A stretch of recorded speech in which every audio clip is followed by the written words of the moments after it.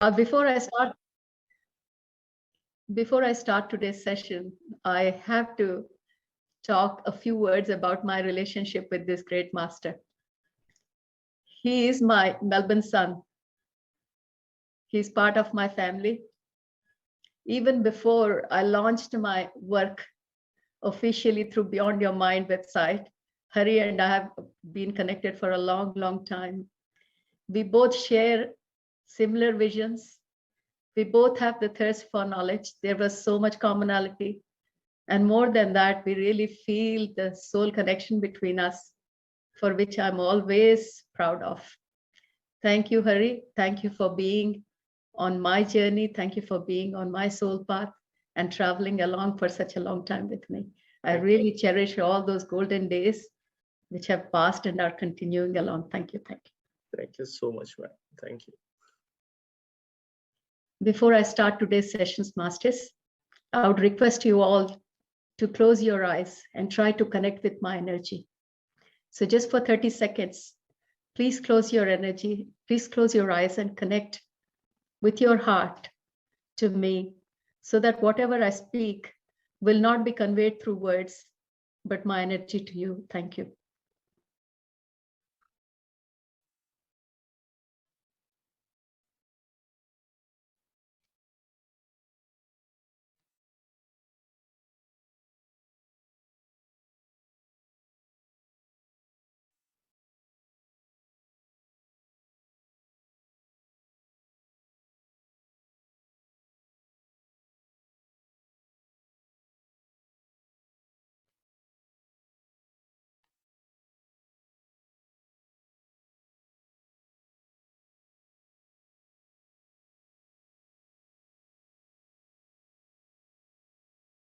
Thank you very much, Masters.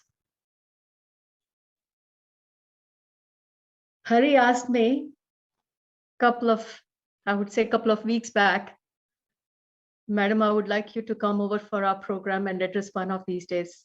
It has always been my pleasure to be part of every program of Hari's. Today was the date when I could make myself available, and it's a pleasure for me to join with you all, Masters. I'm Saroja Gullapalli from Melbourne, as Hari has mentioned. Only yesterday did I give him this topic. And when I started really thinking about in which way could I connect to this platform, these words came back to me in my meditation, Beyond Your Mind.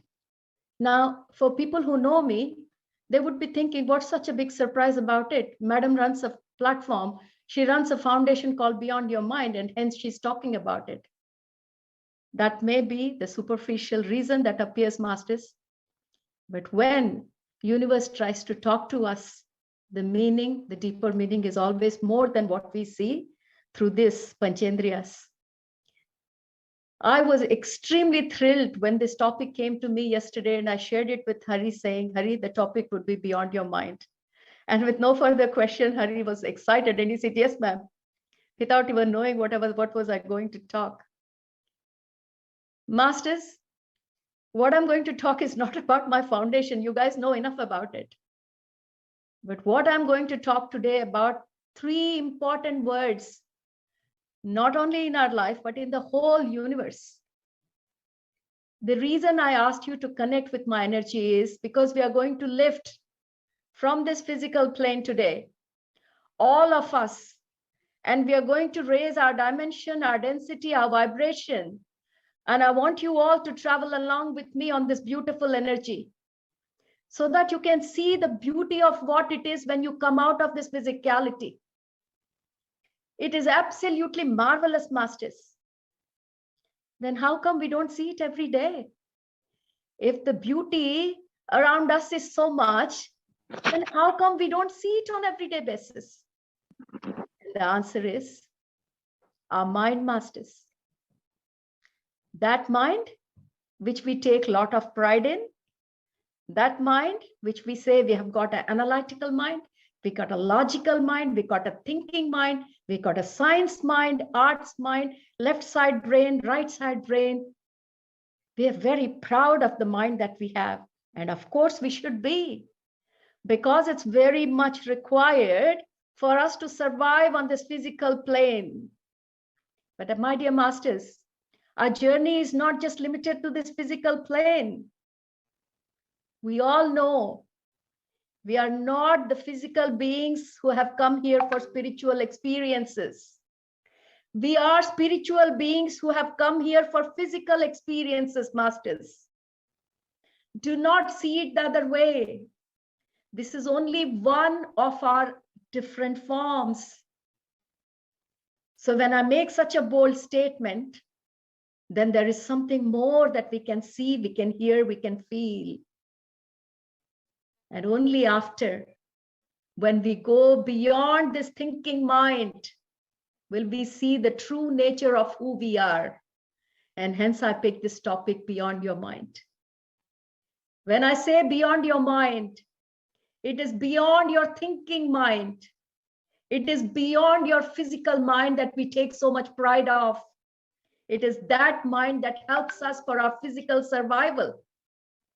But there is more to this whole life, just not this life, masters.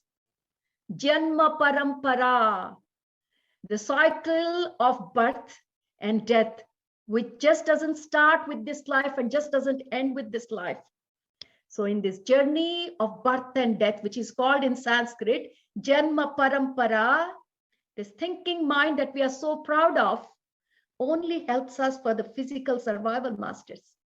Very small part of our entire existence. This physical mind, I would like to call it as an individual mind. We all have our individual mind.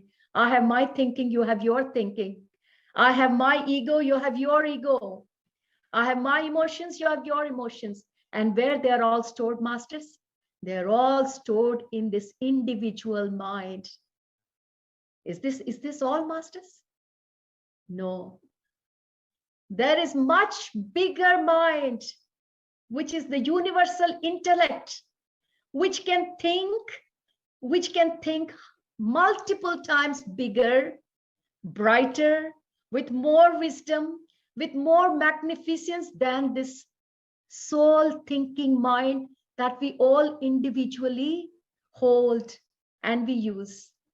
So today, on this journey, come along with me as I take you on a glimpse when we try to make an effort to come out of this thinking individual mind, when we try to be in sync with that big universal mind, which is that supreme consciousness, which is that consciousness which is running the whole show in front and behind us.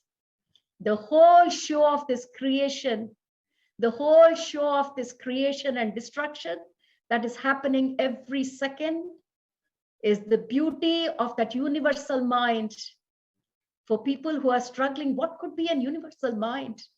I do realize I have a mind, I have a thinking mind, and so has another person. But what is this universal mind?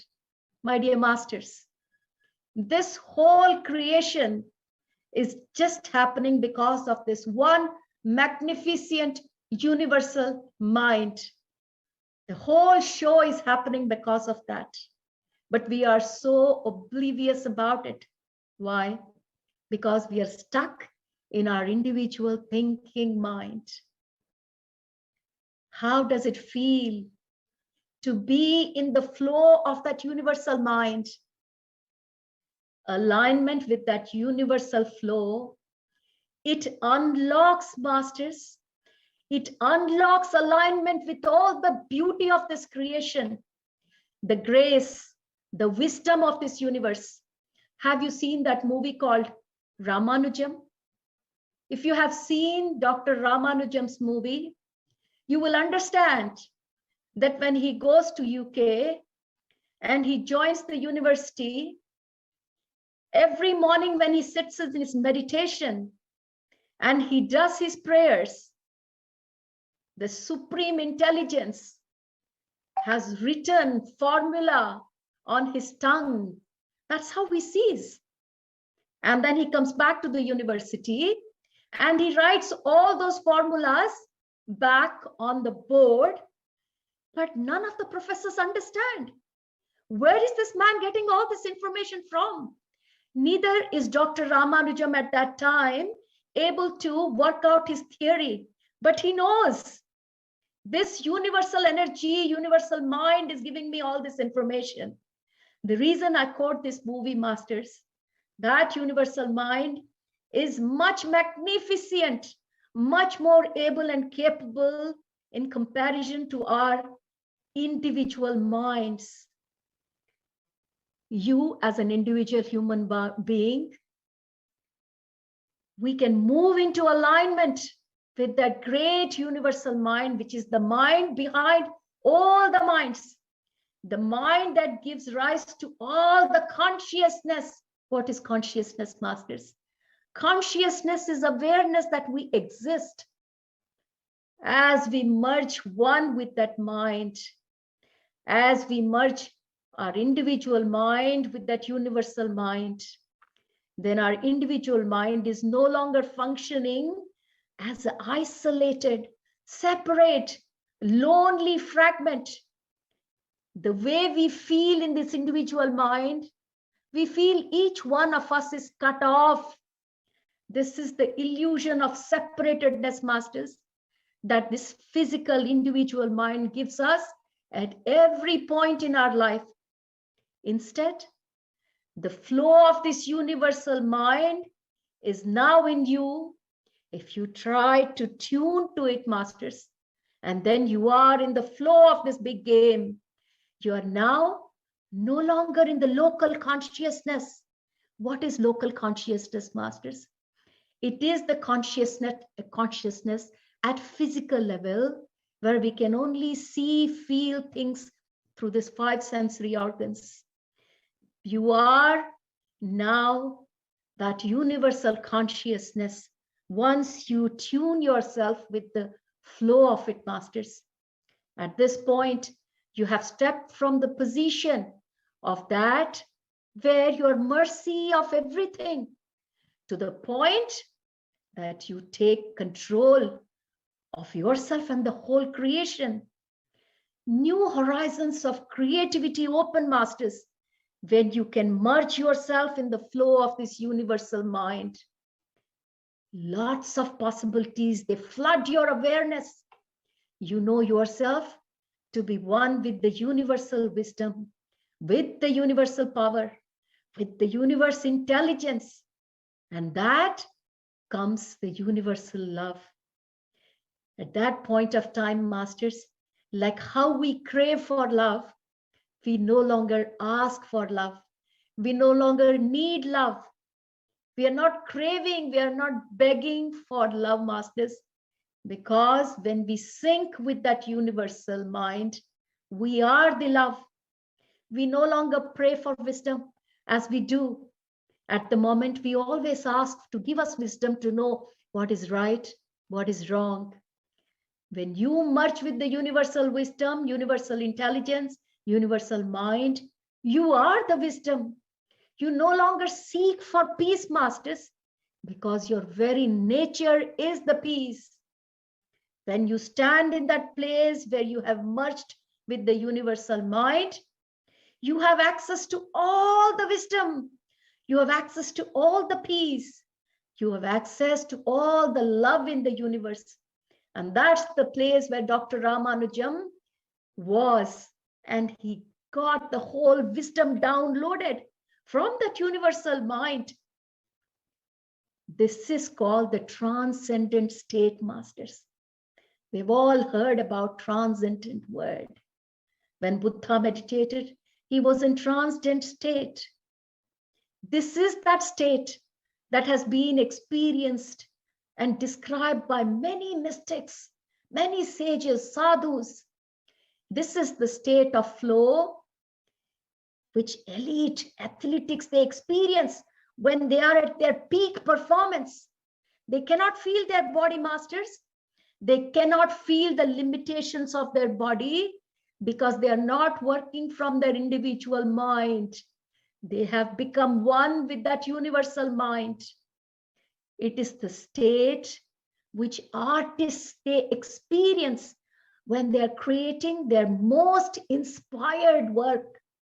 Have you seen so many pictures from the past? Leonardo da Vinci, Mona Lisa. You think someone from this time can really start drawing? They may, if one can align with the universal mind. Those are the inspired artworks that come down upon this plane, masters. This transcendent state that I'm talking about, it is the state that children naturally inhabit when they lose themselves in play. That is the state the children are. This is the state that we are meant to live our lives all the time, masters. It's being perceived as a special case now. Very occasionally, when we are in meditation, or when we are able to empty our mind, or if we are lucky, we may see a small half-a-second glimpse of how it is to be tuned with this universal mind. Yet, it's actually meant to be the way we start and end each and every day. Each day is meant to flow in an unfolding possibilities of miracles. When you are one with that universal mind, my dear friends, every second is a miracle. But what are we facing, masters? When we are young, we are so spontaneous. We are often one with that universal mind when we lose ourselves in our play. But as we start growing up, as we start having negative experience, we gradually move from that playful childhood to that worried, diminished, stressed adulthood. Everything looks like suffering, masters. How can we reverse this process? That may be the most important question that humanity is facing now. We can learn to be proactive. We can learn to do the same thing in much more aware state. And if we keep practicing, masters, we can bring us back in line with that universal mind. We can learn to release our suffering and can start to play again like we did when we were children. We can rehearse the states of consciousness that we knew as a child, where we could easily merge with the universal mind. And that way, we can turn our adult lives into a joyful playground of possibilities. The way to put this into practice is very simple, masters. How do we do it then? You must be thinking, Saroja madam has told us how beautiful it is to be with this universal mind, always be in sync with that. Try to come out of this individual mind to tune yourself. But how do we do that? Masters, when you wake up in every morning, simply align your consciousness. For those who are new to spirituality, consciousness in simple words is awareness. Simply align your awareness with the highest possible frequency of which you are capable. Highest possible frequency, masters. What is the highest possible frequency? We'll talk about in 1 second. Meanwhile, let's think about simple things. How can we do it? Sit quietly. Read the words in the books that inspire you the most. Or enter a contemplative state if you can. What is a contemplative state, masters? Meditation. We all know Anapanasati Dhyana. We can take the help of that. Before you begin your day, before you begin to think or do something, align yourself with the universal mind. Come out of this individual mind full of suffering. Go beyond it. Go beyond, transcend into the universal mind. And I told, you have to align with the highest possible frequency of which you are capable. Masters, the highest possible frequency that we can think of is in one soul feeling that we are all aware of, and that is love. We all may not be capable of unconditional love. That's all right. But we are all capable to feel love, to express love. So, if you want to align with that universal mind, get up every morning with one thought of how you can love one person at least in your life. Think of a person you love the most, and there, like a flood, those higher frequency vibrations will start generating. And then you will see, masters, in that moment filled with love, without your knowledge, you will transcend from this individual mind and align with your universal mind. It is that simple, masters. Or as I mentioned, you all read great books. I'm sure there may be so many books that inspire you. To me, there are so many books, masters. As most of you know, we have just been through Untold Story of Sita Wisdom Sharing last year. Every chapter has got millions of words and statements which can inspire us. Or Thousand Seeds of Joy, the wisdom sharing that I'm doing in Telugu and Hindi at the moment. We are all aware of that book. So you shouldn't be having question, how do we pick words? We have plenty of opportunities to raise our vibrations. What happens, masters? With inspiration, our vibrations raise. When the frequency of the vibration raises in our body will try to synchronize with something that matches. And at that point of time, our individual mind cannot match the love frequency. So obviously we transcend to something big, and that is the universal mind. So every morning, my dear friends, align yourself with the most elevated energy field that you're conscious of. The first conscious act of the day should be to align with that universal mind, that universal field. That is how each one of us should start our day. Use this gift. This is a gift of aligning yourself with the universe.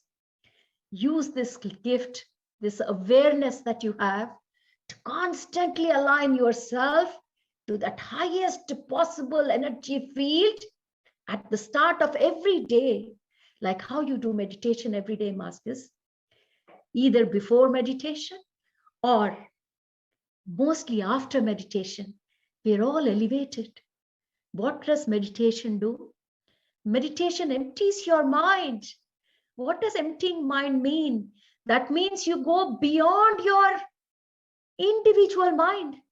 And the moment you go beyond your individual mind, it means that you're aligning with the universal mind. As you do this, you will feel a shift in your body. You will feel a physical sense of everything shifting to a new plane, to be moving into an altered state. How many of us have had this glimpse in meditation, masters? Some days where our meditation really goes well, when we are able to empty our minds well. You can feel it while you're sitting in meditation or after coming out of it, that you are in an altered state of consciousness. You're not thinking small anymore. And the love flows through you in every direction. These are the qualities of thinking from a universal mind state, masters. The physical sensation of being aligned with this universal field, it is quite different from that physical experience that you get with the illusion of this separated mind, this individual mind, which is cut off from love, which is cut off from wisdom, which is cut off from the brilliance, the beautiful perspective of this universe. This individual mind is totally unaware of it. In this space, every morning when you are trying to raise your frequency, vibrations, and trying to align with the universe, that big universal mind, and you are one with it. The thoughts you think will be different, totally different. You can feel it, masters. The actions you take will be different. The aspirations you have, the visions you have will be completely different. It won't be self-thought. It will be selfless for the good of the humanity. The expectations you hold for yourself and for this world will change. Masters, I can give you my own example. Beyond Your Mind Foundation vision came to me after I've completed my meditation, when I was in that altered state. Anything in your life that comes to you in that altered state, you cannot even imagine that with this individual, isolated, suffering mind. The assumptions you make when you are one with that universal mind will be nothing like the assumptions made in a state of thinking, isolated mind. The worldview from which you see this life, the worldview from which you see this creation will be very expanded. You would have never thought about such a thought which you think in this altered state. The possibilities are infinite. My dear masters, they are infinite. Your very sense of self, who you are as a human being, it changes completely as you live in this universal field, being one with the universal mind. You have a different sense of self than when you live as an isolated person in this individual mind.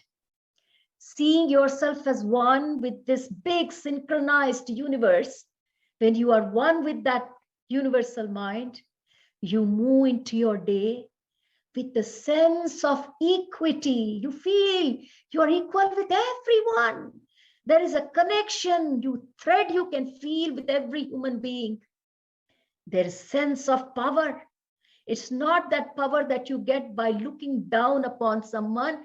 It's a power that you feel starts your day with a peaceful outlook.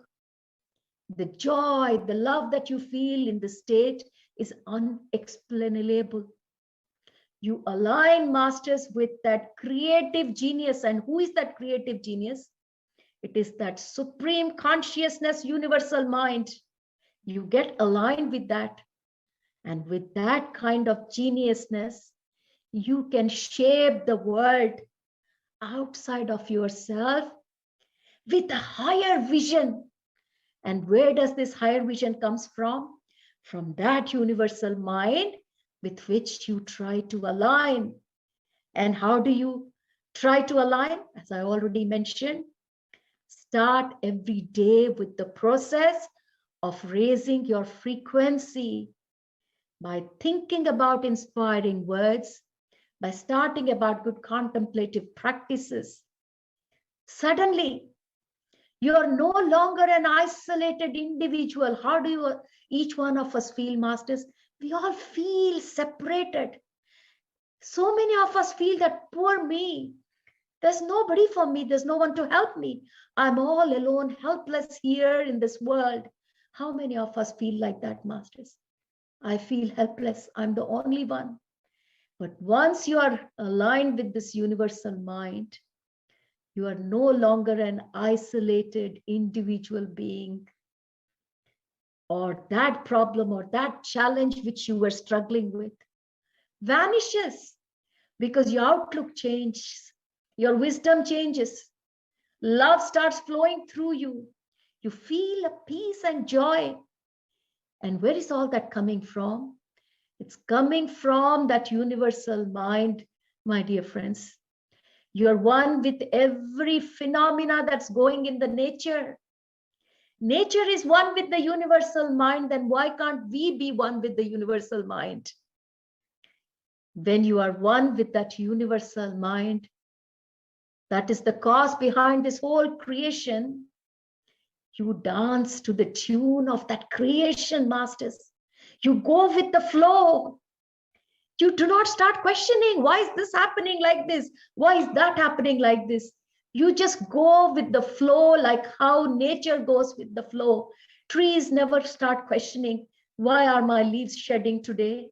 Why my bark is dropping? No, they are one with the universal mind, and they are one in Ananda Tandava. That is the cosmic dance that is only possible when you are one with the universal mind. So when we align with this universal mind, everything falls into place, which we call synchronization. Many times, masters, you must be thinking about someone and that person appears. And we think, wow, what a chance. No, masters. At that moment, you have aligned yourself to the universal mind. And from there, your thought has come to see this person. And that thoughts are all linked through this universal mind. We do not go behind these little miracles that happen most of the times in our lives. We think it's coincidence. Of course not, masters. When we are tuned with those universal minds, there will still be minds. There will still be people who are lost in their individual mind. So when we are connected with that big universe, that great universal mind, how do we react to others who are still in the cage of their individual mind? That is a question, masters, we all have. Once we are in the spirituality, the first question comes. I get this question all the time. Madam, you talk about surrender. Madam, you talk about acceptance. Madam, you brainwash us about forgiveness. We are ready to do that. But what about the rest of the world? We are struggling. This is the answer, my dear friends. When you are one with the universal mind, you can understand the other people who are locked in the cage of their individual minds. You love them. You bless them. And with your synchronization with that universal mind, you invite the others to come along with you, to tune with that universal mind. The vibrations that will be coming from you will be an invitation to others to come out of their individual suffering minds. If they do not want to come, it's their choice, masters.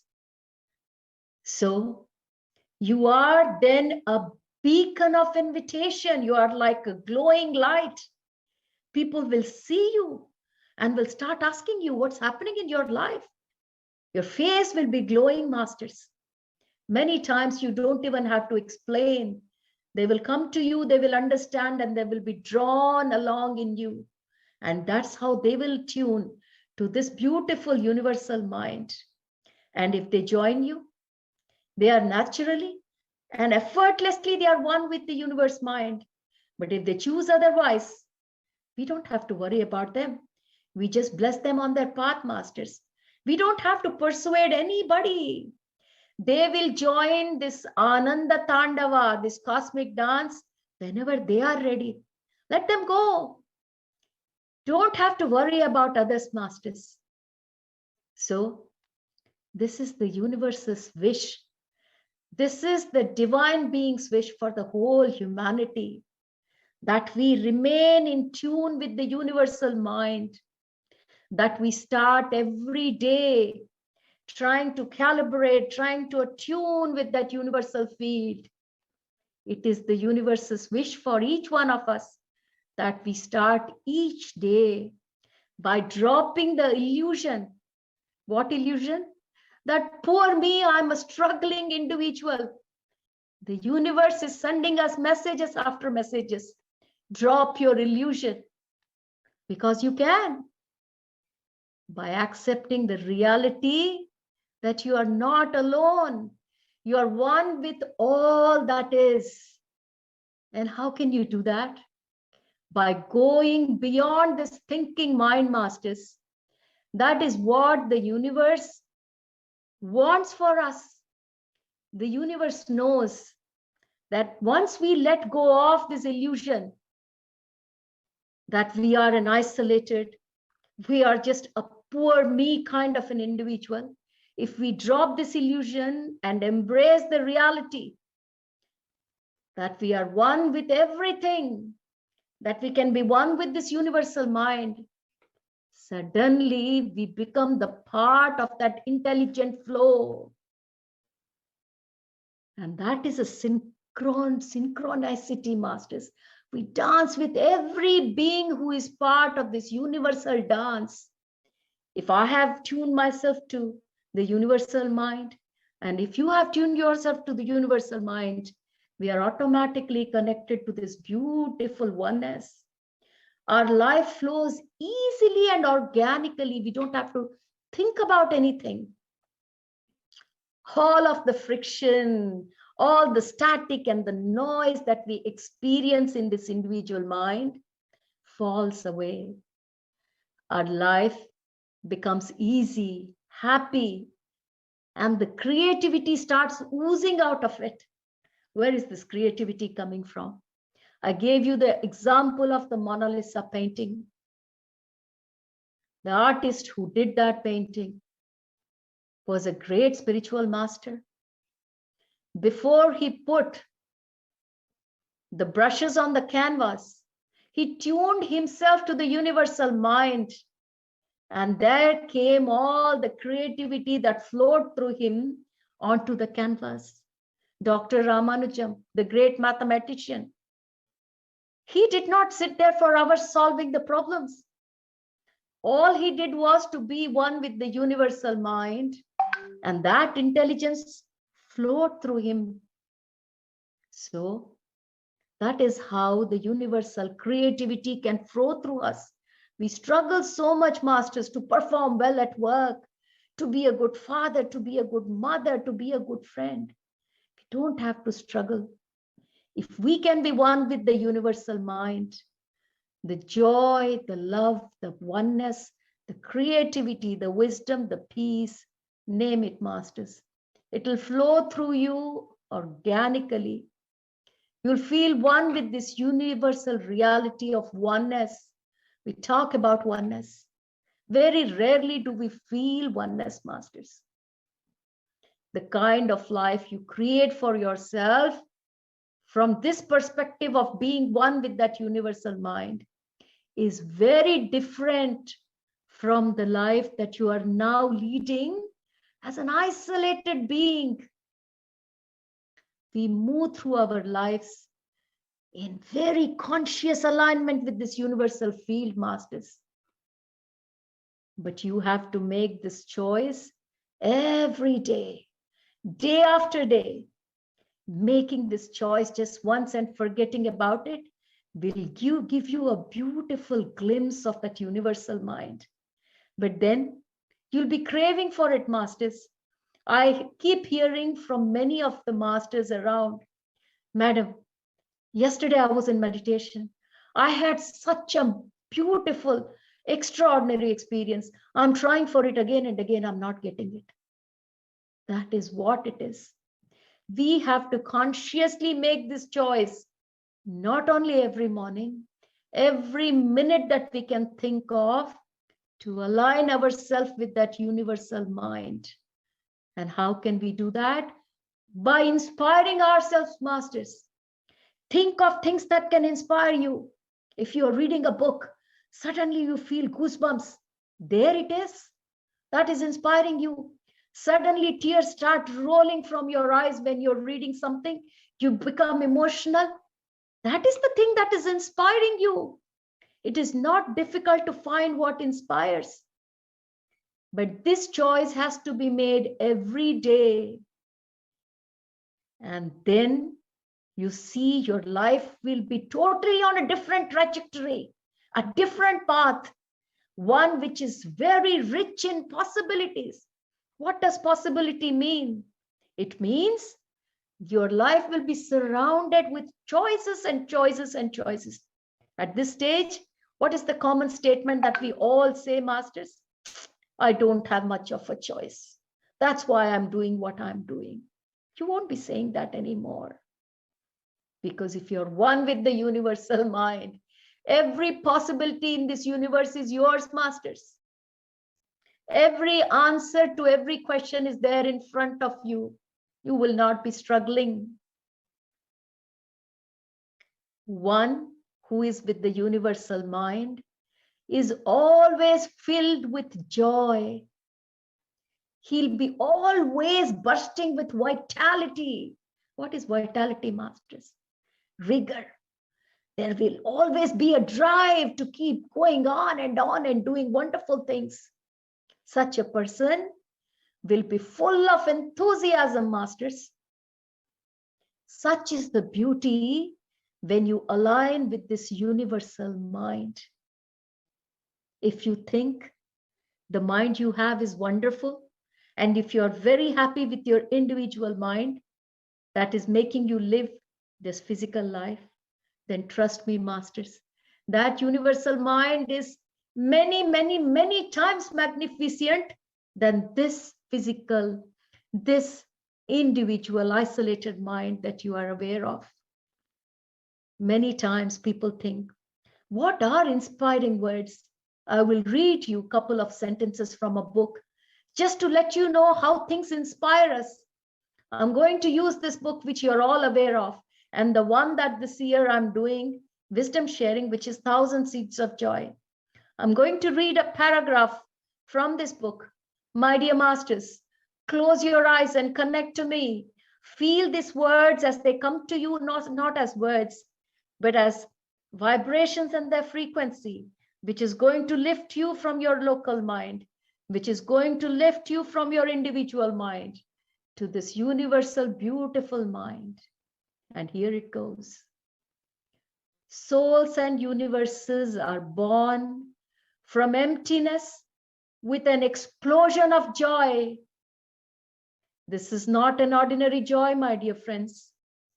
It is a primordial joy made up of emptiness, which manifests all creation. Only a silent mind can glimpse this joy because it remains hidden from a mind occupied with thoughts and emotions. Beautiful words, masters. Whenever I read these words, I'm always in an altered state of consciousness. My whole body shivers with expectation. Every particle of my body is one with that universal mind. I would like you to pay attention to the last two lines that I read, which I'm going to repeat once again for you.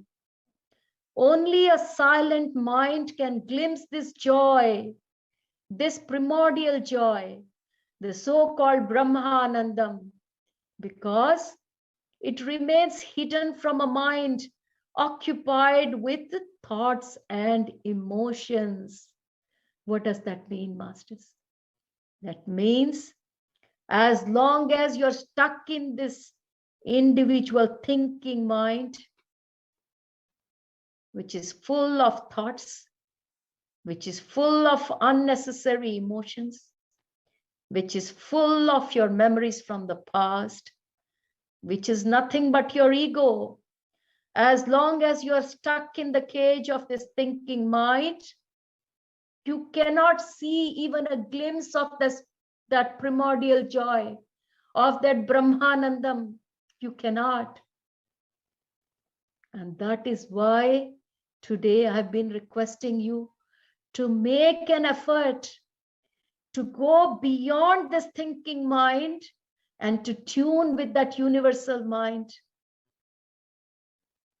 These words clearly tell us that only a silent mind can see the glimpse of primordial joy. How can the mind be silent, masters? What does mind contain? Mind contains our thoughts, our unnecessary thoughts, thoughts that are not even required.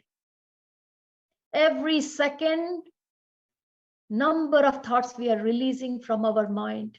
There is no space in this mind.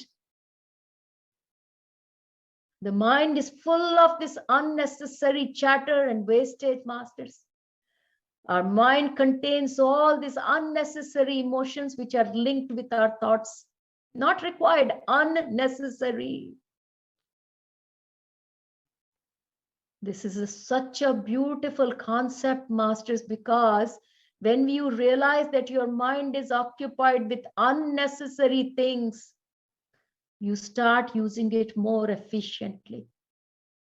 As I said all the time before, the divine beings, they don't use their mind unnecessarily like us.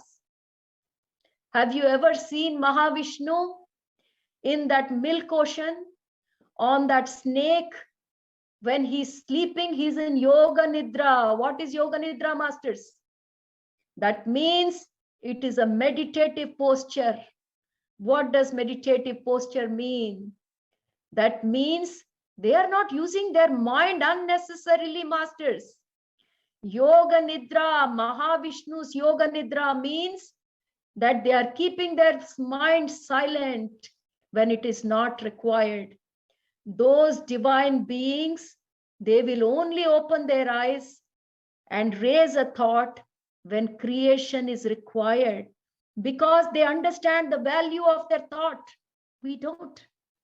We use our mind left, right, and center for unnecessary thoughts, unnecessary chatters, unnecessary emotions, and along comes with the big ego that we are all so proudly carrying.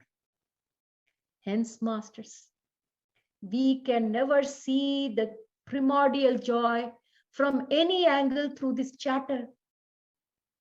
And that was the reason I picked this topic, because by transcending our mind, by going beyond this thinking mind, by tuning ourselves to that universal mind,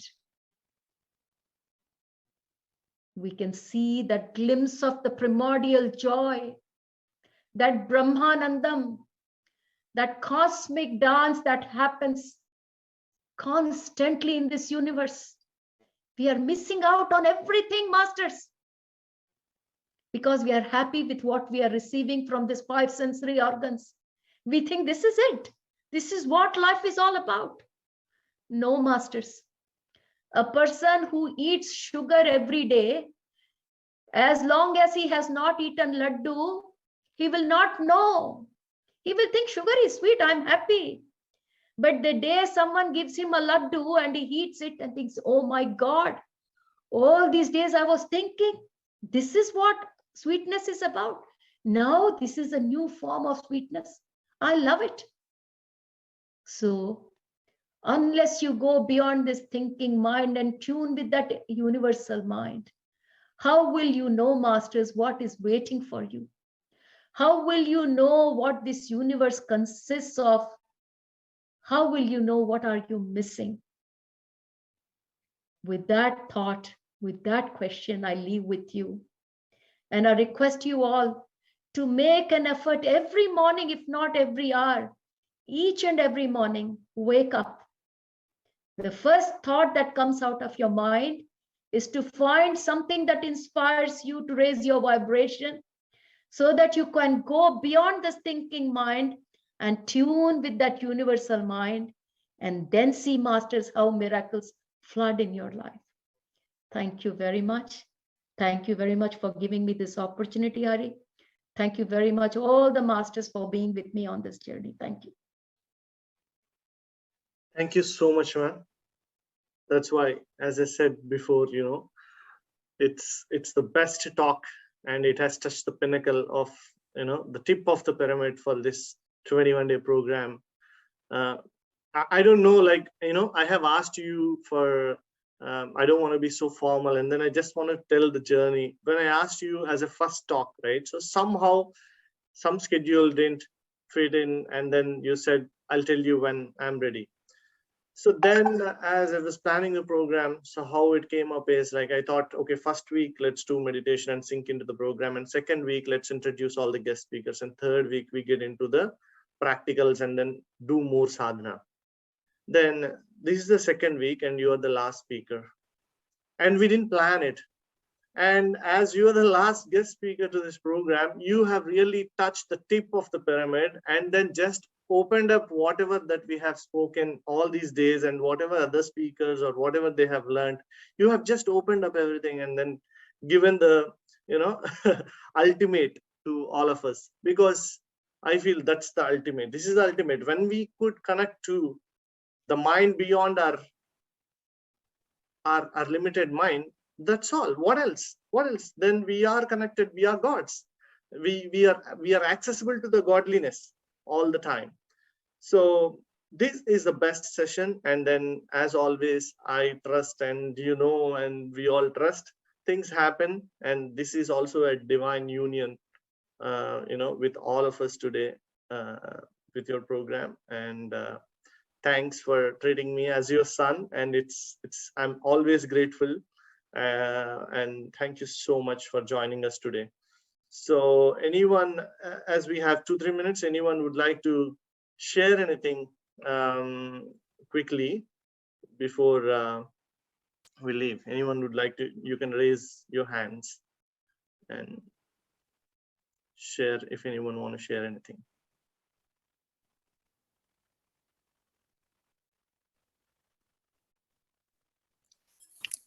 Hi, Hari. Yeah, Leela, go ahead, please. Okay. So, thank you, Hari. Just one request, in the best interest of time, let's keep it quick and simple. Okay.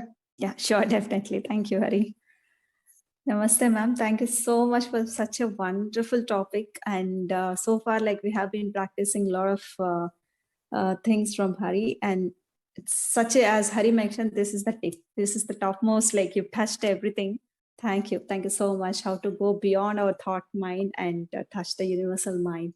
Thank you. How to tune into that. Thank you so much, ma'am. Thank you, Leela. I hope we all can practice it together. Definitely, ma'am. Definitely. Thank you. Srini? Yeah. Ma'am, thank you so much. Wonderful session. So the first part, I could able to get it to align to the universal mind. But at the same time, use your thoughts when you need a creation. Could you just elaborate that statement and with kind of, alignment or changes we need to make this aspect? Yeah. I'm sorry, I didn't get your name. Srinivas. Srinivas. Thanks, Srinivas. So what I was mentioning was, I would again repeat the example that I mentioned. Vishnu, Sri Mahavishnu, the posture that Sri Mahavishnu, we are all aware of, that posture is for a reason. Sri Mahavishnu is always in Yoga Nidra. And sometimes people make joke also, what is it, why is he always sleeping? That is trying to tell us not to use your mind unnecessary.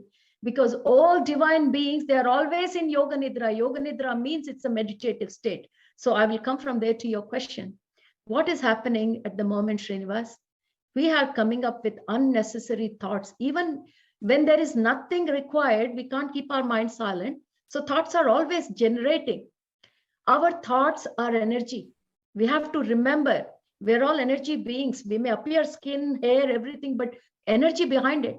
Every thought that we release is creating something. We may not be able to see the result in front of us, but manifestation has started.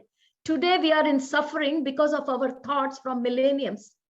Our thoughts that were created from this busy, wasteful mind has come out with so many nonsense that this creation with full of suffering is here. Every person is suffering. There is so much hatred in humanity. I'm only telling about the dark part of it. Now, going back to the thoughts, if we can be very careful about what thoughts are, then we would have only used our mind sparingly. Now we need to do something. Now we think one thought. After that, shut up, no more thought. Will it work? Will it not work? What if it works that way? No. This is why our individual mind has become so contagious, and now we have to come out of it. If humanity's suffering has to end, that humanity has to come out of this limited mind. And it's our own fault, this pollution in our minds. And also remember that this mind has got limitations, because the thinking mind is only less than 5% of your full mind. You've got other minds too, subconscious mind, conscious mind. So what we know of is like less than 2%. So hence this whole thought process, number one, use your thoughts sparingly, because each thought is energy and they create something.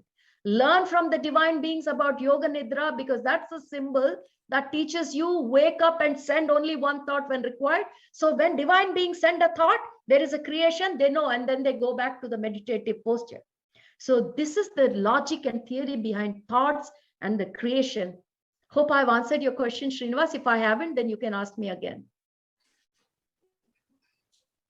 Yes, ma'am. Partially, I could able to get that.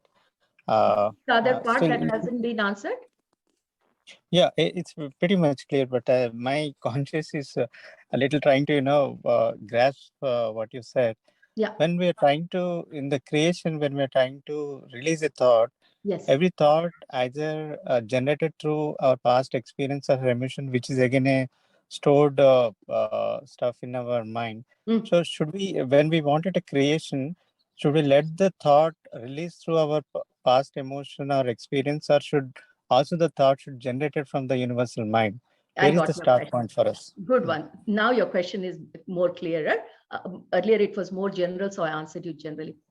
Because our physical or this little part of the thinking mind is very much conditioned on our past beliefs, on our past experience. Obviously we know that, we create our present based on our past, and our future will be based on the present. We know the answer. So we are going to do repetitive things. We're not going to do anything different, Srinivas.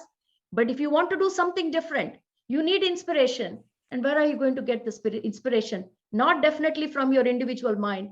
And that's why this topic about get out of this confines of the same, mill-like thinking. I've always been thinking like that. So I'm going to continue to think, because that's what this brain is going to give you, this thinking mind, because you have never used anything beyond this thinking mind. And that's why I'm saying, if you want something more creative, then you have to come out and get tuned to that universal mind, because there is so much available. We are not using it, Srinivas. That is the problem. We think this is all we have got. But once we can connect to the universal mind, I'm telling you out of my own experience, the kind of visions that I have received today, my whole community work, my work is connected in 23 countries. I have 8 major projects going on. I have 250 volunteers. This has all happened in a span of less than 2 years. You think I can do something like this sitting here in Melbourne? I couldn't even physically travel in COVID. All I had was one Zoom link.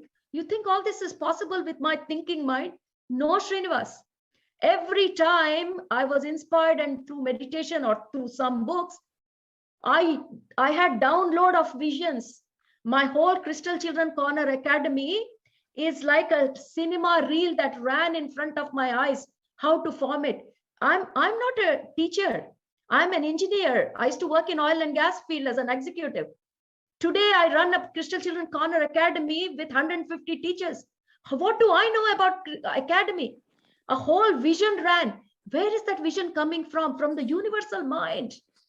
So it is not some hairy-fairy story. Everything that I'm talking is through my personal experience. I'm an engineer.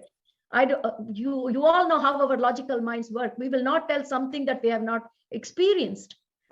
These visions have come to me not when I was thinking, Srinivas, when I was trying to contemplate and connect to that bigger mind. And that's what I'm trying to convey here. I hope I've answered your second question now. Absolutely, Emma. Thank you so much. Thank you. Thank you. Ma'am, I have, I think, 2 or 3 people. Do you have time for 5 minutes? Or I have lots of time, luckily, Hari. Then it will not end. So let's see. I have no problem. All And right, Hari, I'm quite used to going over time. I have no problem. I can cope with it. Thanks, ma'am. So I'll go in the order. So start with Gangadhar, and then Madhu, and then Ramadevi. Okay. Sure. Just give me 1 second, guys. I'll have some water. Sure. Gangadhar. I just want to thank you. Namaste, Hari sir. I'm a big fan of all your programs. Thank you first of all for arranging this program. Thank you. Namaste, Sarojamani. It's another wonderful session. Last week only I was listening to some video, and it was saying like waking up, we should have some inspiration. And today's topic is same like what you told me. So I was once I wake up from the bed, I was going outside and seeing the sun, because I thought like that will be an inspiration for me instead of watching my phone. Like I was even thinking like some photo of a person or something like that, which will inspire us. That will be good. I also like one thing I felt like to say is like we are saying that to connecting to universal mind is an altered state. But I think our sorrow mind, like when we are in sorrow or when we are doing, that may be an altered state, and what we connect to universal mind, that is our natural state, maybe. That is how universe wants us, Exactly. Gangadhar. That's how they want us to be, Exactly. to always be in that state. Call that as a natural and this as unnatural. But we have to talk the language of majority. So I have to fix it. Yes, yes, ma'am. Like we are thinking like our life is like a snake, but it is actually a rope. But we Yes. are thinking because of our mind, we are thinking like and Yes, after Gangadhar. maybe sometime, we also might realize that it is a rope. But now, like, Yes. as you told. Yes. Thank Nice you. Gangadhar, analogy. that's a great way of inspiring every morning. You know, sun gives us physically and intellectually also a lot of energy. So that's a great way of, unfortunately, Melbourne, we are not always lucky to find a bright morning. That's true. All right. Yeah. That's a good way. That's a good way. Thank you. Nice. Thanks. Thank you. Madhu. Next. I want to thank you, Hari, first of all, for bringing somebody like Saroja ma'am for us this evening. And what a wonderful talk, very inspiring. Thank you so much for your time. Thank you. I won't keep you too long. Thank you Thank very much, ma'am. Yes. Next, Madhavi or Yes, it's Yeah. Madhvi. yes. Namaste, ma'am. Namaste. I'm coming through mom's phone, so mom is next to me. Okay, I have one question, ma'am, and it clears me today. Your class clears me a lot of my questions and answers about like the meditation, which we will get vibrations from the layers of the meditation. When we go higher and higher, we Yes. can reach the more vibration, more thoughts from the universe. Yes. So as it clears me is like there is no thought is like we are creating. So there is a universe has all the knowledge and the thoughts and everything. When we go meditate more and more, the highest frequency of our thoughts will catch those ones. Very good question, Amma. Yeah. This helps me to clarify a little bit more. Sorry, what was your name? Madhvi. Madhavi. See, Madhavi raised a very good concept, and I think it gives us this is how universe works. We are all at this state in an altered state. So what universe will do is through Madhavi or through someone, it will be sowing seeds of such questions so that we can go further. This is an example of being one with the universal mind. So what I would like to just extend a little bit more on what Madhavi said is everything that we think, every experience that we individual are having, that is merging in the flow of the universal consciousness. We think it is my experience. It's not our individual experience. Every thought, individual thought that comes out of our mind, every experience that we individual go through, it is all merging into the oneness consciousness. We don't feel oneness, but we don't realize that behind this whole drama, all our experiences are going in the lake of oneness. So if I won't call it lake, because the moment I say lake, you will think, oh, it's so small. No, let me call ocean of oneness. When you are in your altered state of consciousness or one with that universal mind, you're tapping into that big ocean where every answer, every question, every experience is merging. It is just not your question answer. It is about every single sentient being who has thrown their experience into that lake of oneness.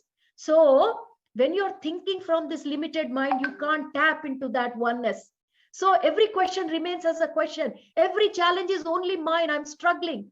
But the moment your state is altered, you're tapping into that lake of oneness where there is every answer to every question. There are no challenges, but there are only excitement, joy, bliss. Where is it coming from? It's coming through the collective experience of the humanity and every sentient being. So it's a great, you have given me a good lead to talk about this. This is a very important thing we all should understand. Where is that knowledge coming from? Because everyone's experience is flowing into that oneness. Why is it flowing into that oneness? Because that oneness wants this experience through us. We are the representation of that oneness in different forms. I keep telling this every place because this is the time we all need to know. We may all look like individual beings, but we are all that drops from that ocean. Which ocean? Ocean of oneness. We come out as drops, Saroja drop, Hari drop, Madhavi drop, Nilima drops. Once we have finished our experiences, we go back, all these drops go back into that oneness ocean. Once the drops come back in the ocean, can you pick which drop? Is that Hari drop, Saroja drop? No, there is only one, water. When there is water, you don't call this drop water, that drop water. Drop is only when you remove it out. So here we are in the form of removed drops. But all this experience, everything goes back into that oneness. Hence, when you are in the altered state of consciousness, you're tapping directly into that, not here. And every answer, every experience goes into that lake of oneness. And that is the universal mind that I was talking about. Yeah, that's is that clear, Madhvi? Yes, it is clear, ma'am. So I have one more question is like when you're saying about the highest consciousness, like about the frequency of energy, which is love. Love is about like the feeling and expression. The highest frequency is, it's an energy. It's like, there is no form, like we can't put the name for that frequency. Like how can we match that as love is an ultimate highest frequency? That's, I had a question. I have to meditate that to get answer also. So I want to hear from you like a little bit more about that. I could sit here and talk about this for next 6 hours. It's such a big topic, but I'll try to answer in a couple of lines because I have given many lecture about this love frequency. If any time, if I can get your number, I will definitely pass on all those. I'm sure, you know, if you're meant to get that, I will be able to contact you. But for today, you need to understand that this whole creation doesn't mean only the one that you're seeing. This is the physical, visible creation that you're seeing, but there's invisible creation too, which we can't see with this naked eye. So when I say creation, it is the combination of physical, the visible, as well as invisible creation. This complete creation exists because of love. If there was no love, there is no creation. Very difficult for us to understand. Why? Because we are thinking from this thinking mind. Now you might wonder, how can love be the foundation of this creation? Now I have to tell you the main Vedantam, from where this whole creation started. This whole creation started from nothingness, void, shunya. That is shunyata. We talk about emptiness. From that's where this whole thing today has come. How does it come? Because when nothing is there, there is only one expression, and that is bliss. Everything is blissful, primordial joy, Brahmanandam. That is all it is. From that Brahmanandam, where there is no creation, carefully watch my hand so that actions might help you to understand. From a state of nothingness, where there is only Brahmanandam, creation has come out of it. And that flow has only been possible from this feeling which is called love. Now, what is this love feeling? This particular Brahmanandam, which is the primordial joy, with a big explosion has multiplied or divided itself into numerous, I won't call it thousand. Thousand in Sanskrit is used whenever there is infinite number of feelings. And out of this all feelings, the highest frequency feeling is love. And that is what has created this existence. If love is not there, nothing will hold. Even this Earth planet will not hold. But we can't see that because we want everything in physicality. We are physical beings. So we have lost what is energy. Love is the thread that is keeping two molecules together within a certain distance. This is the macroscopic expression of love. Microscopic. If you see on a macroscopic, the planets are holding because of love. There is a attraction, there is a pull between two planets so that they are stable, and that is nothing but love. Very difficult to comprehend when we try to think from this thinking mind. How do we understand? That is what today's session was about. Try to lift from this. Try to come out of this logical mind where we need logic, logic, logic, logic. Our logic is very limited.